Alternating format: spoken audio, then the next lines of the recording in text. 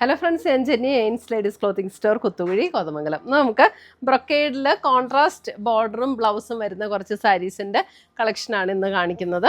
അപ്പോൾ അതിൻ്റെ കുറേ കളേഴ്സും കുറേ പീസസും ഒക്കെ നമുക്ക് വന്നിട്ടുണ്ട്. ഇതെല്ലാമാണ് അതിൻ്റെ കുറേ കളേഴ്സ്, ഡിഫറെൻറ്റ് കോൺട്രാസ്റ്റ് ബോർഡറിലും കോൺട്രാസ്റ്റ് ബ്ലൗസിലും വന്നിരിക്കുന്ന പാറ്റേൺസാണ് ഇതെല്ലാം.